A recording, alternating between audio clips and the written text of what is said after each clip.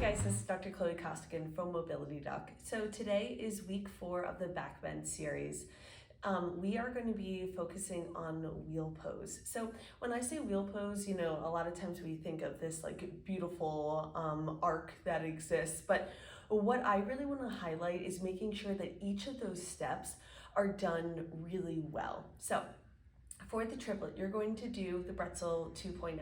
This is my version of it, which is one of my absolute favorite stretches for your hip flexor and quad. Then you're going to move on to crab rocks, which is going to highlight some shoulder flexibility, but then also that glute activation that you need to push up into wheel. Then you're going to move on to elevated single leg bridges.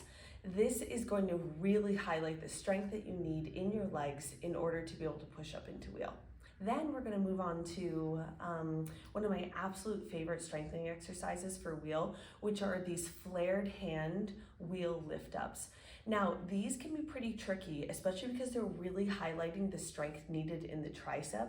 With some consistency with this, it's going to be really helpful for building the flexibility, stability, and strength that you need for wheel pose. My version of the Pretzel 2.0 is my absolute favorite stretch for the hip flexor and quad. So what you're going to do is you're going to start by sitting with your feet flat on the ground, hips are bent.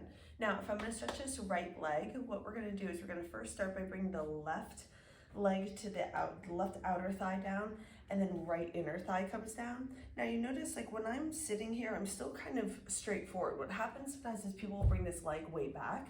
I want to actually pretty forward because we're going to kind of create this like single line. Then I'm going to squeeze my glute right where my hip, right where my glute and hamstring meet. And then by squeezing this glute, that's what's going to facilitate a little bit of this stretch in the front of the hip. Then I'm going to come down on my left elbow. So opposite elbow, I'm going to come down, walk that behind me, squeeze that glute, press that knee down, and I should be feeling a stretch all through here. In terms of, sometimes when people don't feel that stretch, it's that they're too far over to the side as opposed to back like this. You're going to squeeze that glute, press that knee down, and then you should feel that stretch all through here. Crab rocks are a great exercise to focus on glute activation as well as getting a stretch through the shoulders, and it reinforces a hip hinging pattern, meaning that you're keeping your spine stable and you're just moving from the hip. So to get started, you can play around with the position your hands are in. I'll show you a variety of ways. So I'm going to start first with my fingertips pointing out to the side. Now, the setup is really important. So I need my feet about like hip distance apart or so. You don't want them too close, but you also don't want them too far away. So you might have to play around with it a little bit by doing a few trial runs. Now, when I set up, I'm going to try to lift my chest up as much as I can because this is going to be really helpful for making sure that I'm not just kind of rounding into my shoulders and then thereby like causing an issue in my shoulders in the future. So I really need to focus on making sure, it's almost like I'm trying to bring that whole part of my shoulder head back a little bit without bringing my shoulders up toward my ears. Lift that chest up. Then I'm going to press through my feet, and then I'm going to be moving right from this hip crease, right where kind of like my pockets would be.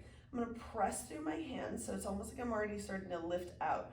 Press through my feet, come up, and then back down. I'm trying to focus on making sure that I keep my knees pointing straight forward, so I'm not letting them come out to the side.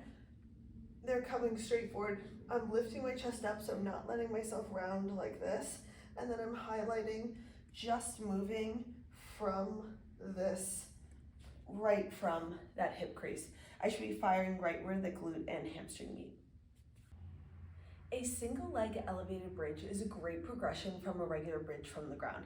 So make sure that you can demonstrate proficiency in a regular bridge and even a single leg bridge from the ground before doing something like this. So what you're going to do is you're going to set up as if you're going to do an elevated bridge. So I'm focusing on making sure that I'm moving right from this hip crease here and I'm not moving my spine at all. And so if a regular elevated bridge looks like this, now I'm going to lift one leg up. So I can cross this leg, I can bring it straight out in front of me, I can lift it up in the air. There are a variety of things you can do, or you can just keep it slightly bent.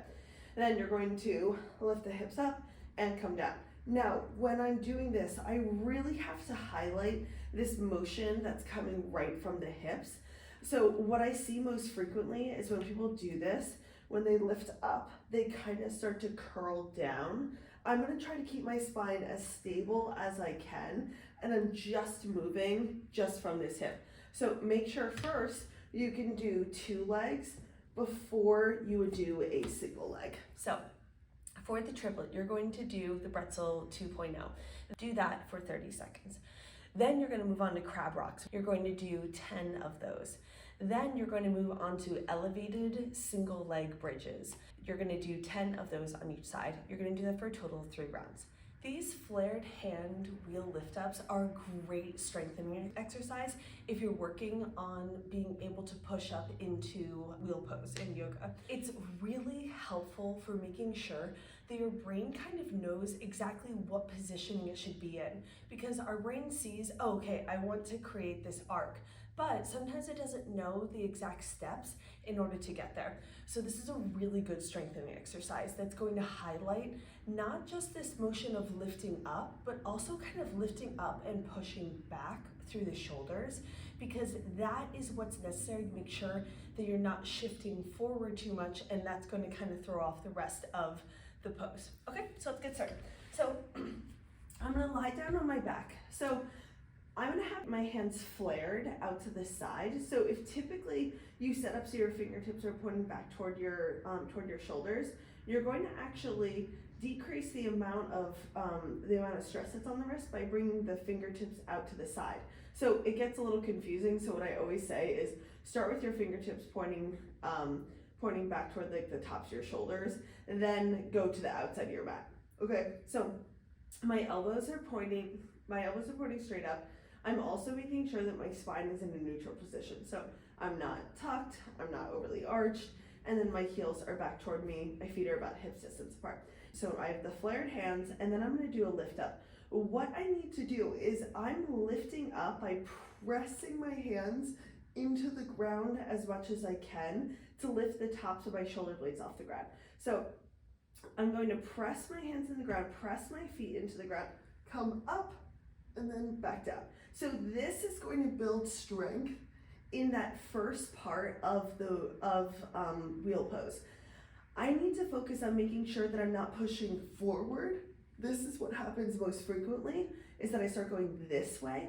I need to come up and almost like I'm pushing back. So I'm bringing my fingertips out to the side, and then as I'm coming up, this part of my chest, like right where my collarbones are, they're gonna lift up, but then they also need to come just slightly back, because that is going to make sure that you're not shifting forward into your feet too much.